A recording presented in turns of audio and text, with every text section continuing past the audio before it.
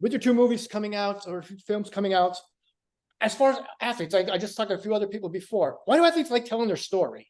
Like it was for me, I take my stuff to my grave. Why do athletes just love to, not to love it, but love just get it all out there and hey, be It's okay a with good it. question. I don't know. I think maybe there's ears that it will fall on that it will help that person. I think at the end of the day, you realize that getting to, for me especially, like getting to this level that I'm at wasn't done just by myself. There were so many people involved that believed in me and helped me and got me to this level. And I think naturally for myself, I just want to see if maybe my story, maybe my trials and tribulations can help someone else get through something that they're going through, or be motivating in the sense that they start really pursuing a sport or an activity or an art form that they're interested in, but maybe haven't had the push or the motivation to do it. So I think there's power in in expressing what you've been through to get to the level that you're at. I don't know. And to do it in a way that like kind of takes the ego out of it, where it's not like, look at me, look what I've done. It's more like, hey, this is where I'm at and this is what it took to get here. If you care, cool. If you don't care, cool. This is my life and this is what it is. So I don't know. It's a good question. Next, what's when you see yourself on film? I mean, do you, no matter what it is, whether it's personal life, whether it's on skate, whether it's skating, whether it's crashing, I mean, do you smile? Do you look at it? Do you cringe? Like, how do you look at it? And at the same time, how do you want other viewers watching this to see Yeah, it? another good question. I mean, it depends. It depends on what I'm watching. Sometimes it's hard to watch myself. I'm like, I lived it, so I don't really need to see it. But when it's a project of this caliber, like the Red Bull video part and documentary, it's kind of cool to be able to see the progress and like actually remember what the tricks were, remember what that day was like when I was there. The documentary is a little bit gnarlier in the sense that like it brings up some emotions that like I've had to do pretty much therapy on to like get past. So, but I've done so much work in my personal life that when I see the crazy, falls where I'm breaking bones, like watching myself breaking bones is a little gnarly, and I never really get used to that. And but it reminds me of why I do what I do, and it reminds me that I still love this enough to keep pushing through that. And then it also reminds me that these injuries are a blip in time. Like they're already done, and I'm good, and I'm chilling, and I'm moving forward, and my life is going straight. So, um, I think it's a good reminder that like gnarly things happen, but you can move past them. How many crashes? How many crashes does it take until you actually nail the landing on something? I mean, we'll say one or two we may see, but there's probably how many behind the scenes were there that no one has even seen? Oh, I mean, it really depends. But for me, all of the tricks in this video part definitely took 20 plus tries. And that's at the low end. Like some were like, 20, some were a couple hundred tries that like nobody will ever see. It's days of tries for a 4 second, for a 4 second clip. And to some people that makes zero sense. To me, it makes all the sense in the world. So it's just how you view it. Was there like a lesson on life that can be learned from that? I mean, just crash and Yeah. crash, fall and fall and fall for that one moment. It's worth Yeah, the effort to get to finally be victorious. Or for sure. And it's not just about skate. It's about life. Life doesn't happen first try. Like it doesn't, some things might, and you might get real like lucky, or you're just beyond that day and like you get the job opportunity and like boom, you get it first try. But like that's not always realistic. And anything that I'm doing that takes more than one try, I know it's worth it. If it happens really fast and really quick, I'm stoked, but I also realize like maybe I didn't put enough effort into it. And that's just talking for myself personally. So I get a lot of growth from multiple attempts at life and multiple attempts at failing. Failing fires me up, whether it's in business, skateboarding, something I'm doing in my relationship that I like need to, fix. You don't want too many fails in your marriage, but there's some that happen every once in a while where I'm like, okay, cool. No, I totally understand that I need to not do that. And I'm just not scared to fail. I'm not scared to fail. So it makes the success of what I'm trying to do that much better and fulfilling. Well, how long does the thrill of victory last until it's off to the next project? It depends, bro. The thrill of victory, it's already gone, like it's been gone. It's been gone since about an hour after I landed the last trick for the video. And that was, a month and a half ago. So I'm already thinking about the next project and already lining up what the next video part looks like and who's going to be in it and how we're going to attack it, what trips we're going to go on. So I'm always constantly moving. And I think that's why I'm also constantly chasing skateboarding tricks, because it's like you land it. It depends. It might last for like the most is like an hour where you just feel like stoked. Sometimes it's 5 seconds and you're like, all right, well, that was that. Whatever. Let's keep moving. Well, now how do you stay fit now? How do you besides skateboarding, how do you get yourself actually skateboard ready?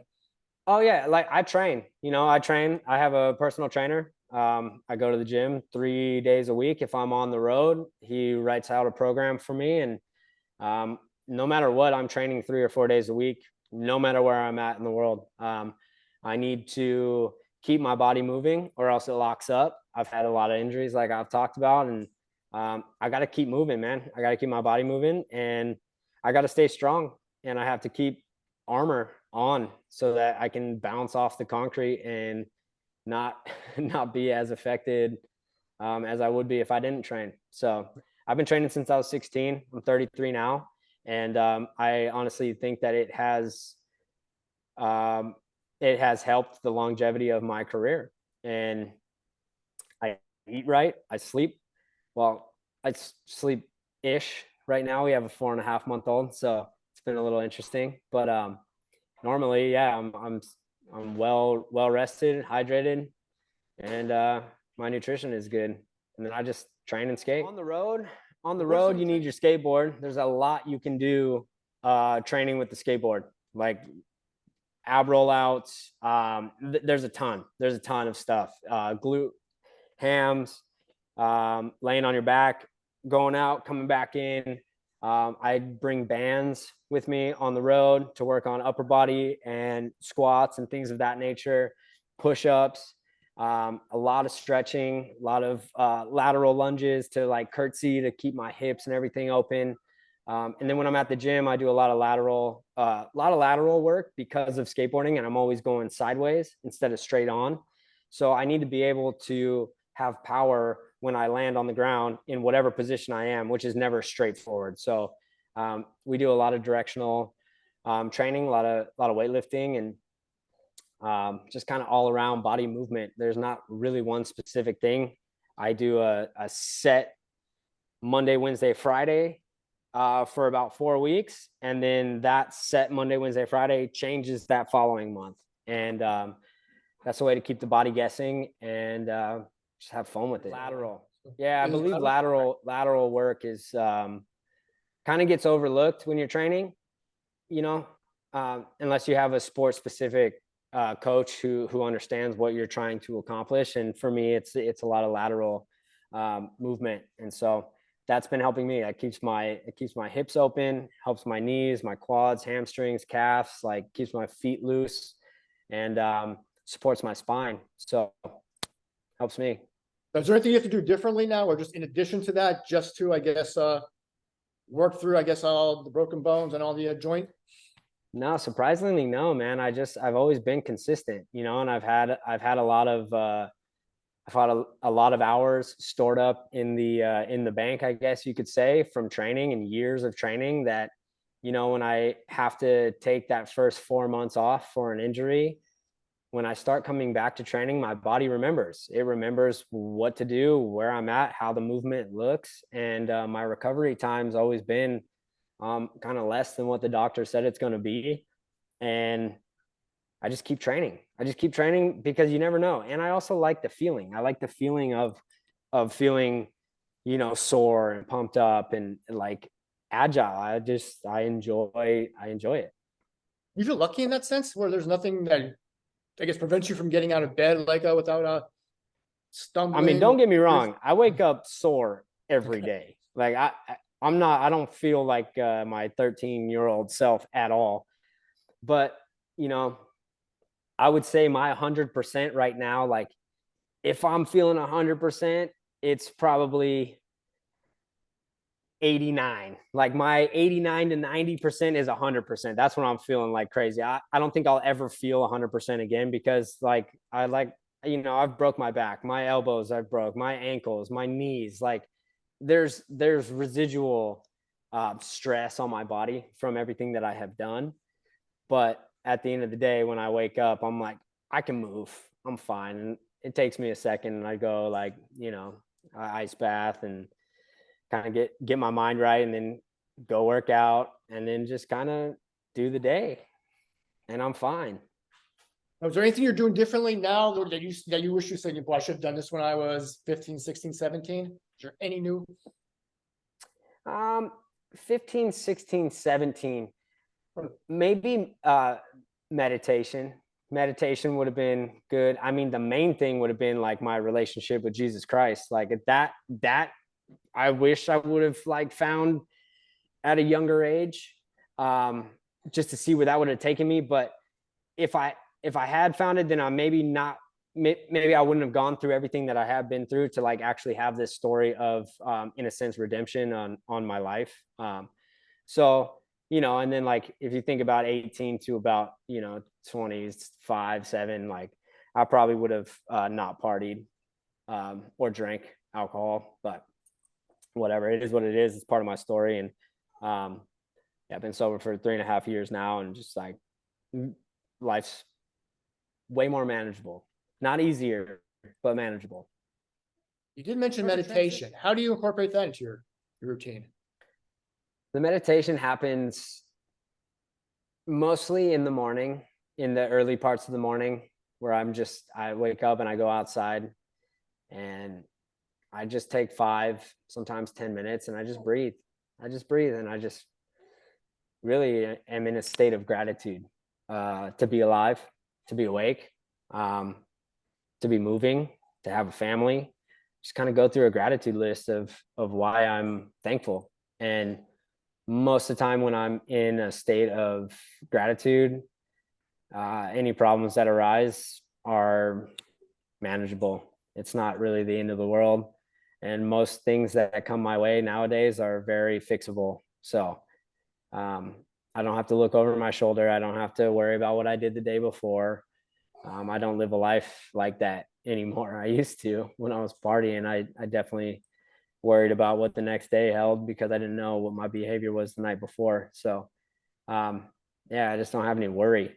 I'm not worried. Far ahead. I don't think that far ahead. I wake up, I kiss my wife, I pray. I pray to like be guided through the day. And then I kind of just go. I have a routine, you know, I eat breakfast, I make coffee, I go work out, I go handle anything that I need to handle at my office, and I kind of just let the day flow. That was my daughter. Yeah, I just don't think too far ahead. I don't think too far ahead. That gets me in trouble. And I definitely don't think in the past, you know, like what's done is done. Tomorrow's not promised. What I'm doing today is this. I'm talking to you right now. That's all I'm thinking about. And I have found that being present in that way allows me to deal with life on life's terms. And I don't feel like life's happening at me. I just feel like life is happening. And that's the way I like it. Is that an approach everyone should take, or is that something that just works for you? Or is that something that maybe everyone else could incorporate into their lives as well and start instead of overthinking life? Yeah, I mean, it's definitely like something you can incorporate. It's like, do you want to do that though? You know, like I think it's a simpler way of life. And don't get me wrong, I don't do it perfectly. Some days I know for sure when I'm not present, like I'm thinking about something else, you know, like today my struggle is to not think about this flight that I have, to Florida tomorrow. That's 5 hours with a newborn, like that can stress me out. And so like, I just know that that's going to be fine. It's going to be what it is. It is what it is. Do I think people can benefit from living in the moment? For sure. But it's something that needs to be practiced, and yeah, you got to put some time into it.